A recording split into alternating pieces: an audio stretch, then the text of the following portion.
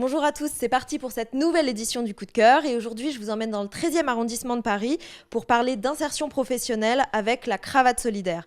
Je sais pas vous, mais moi quand je vois tous ces visages rayonnants de bénévoles et de bénéficiaires, j'ai vraiment envie d'en savoir plus. On y va?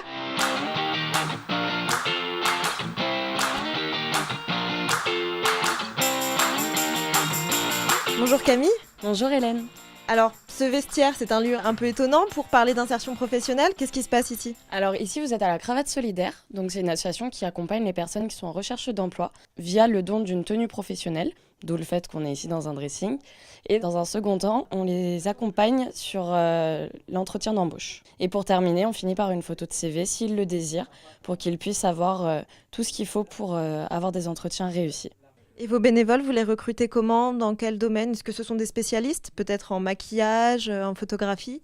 Alors on a une communauté d'à peu près 400 bénévoles sur Paris. Et ils viennent pour la plupart du domaine du recrutement professionnel. Et à côté, pour tout ce qui est coach en image, ça peut être des recruteurs qui n'ont pas envie de faire passer d'entretien dans leur bénévolat, donc qui préfèrent accompagner sur le volet vestimentaire. Et de l'autre côté, ça peut également être des vendeurs, des maquilleurs, ou en tout cas chaque personne qui a une appétence pour la mode et qui connaît les codes verbaux et non verbaux des entreprises. On est présent dans 9 villes en France et sur la France entière, on a une communauté d'à peu près 1400 bénévoles. Il y a une phrase chez vous que j'aime bien qui est l'habit ne fait pas le moine, mais il y contribue. C'est-à-dire, qu'est-ce que vous avez voulu dire derrière cette phrase? On a voulu déjà répondre aux soucis financiers, puisque pouvoir accéder à une tenue pour les entretiens d'embauche, c'est pas donné à tout le monde.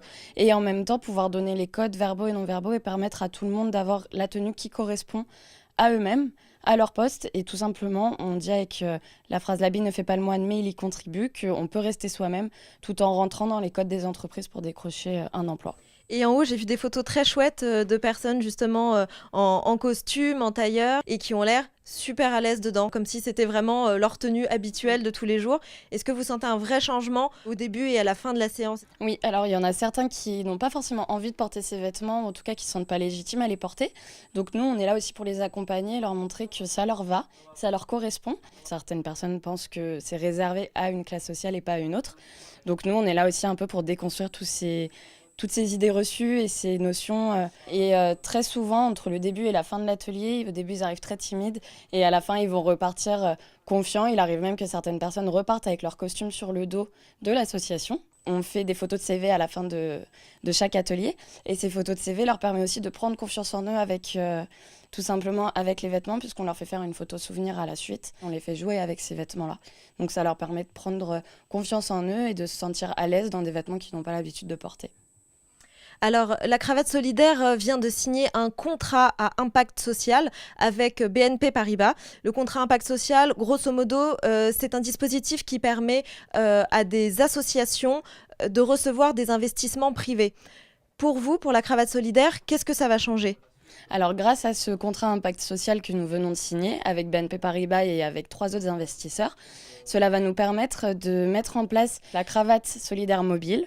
Donc, c'est exactement ce qu'on fait ici, mais sur roue, dans un petit camion, pour répondre à des freins de mobilité sur 2 départements qu'on a identifiés au préalable, qui sont le Val d'Oise et la Seine-Saint-Denis Nord. Donc ces 2 départements, on s'est rendu compte qu'il y a un énorme frein de mobilité, soit par rapport aux problèmes financiers, au fait que les transports peuvent faire peur, mais également au temps de transport, puisque pour certaines communes, il faut plus de 2 heures pour venir jusqu'à chez nous.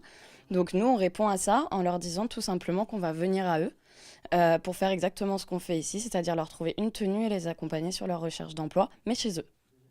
Super, merci beaucoup Camille. Avec plaisir, merci à vous. Et quant à nous, on se retrouve très bientôt pour un nouveau coup de cœur.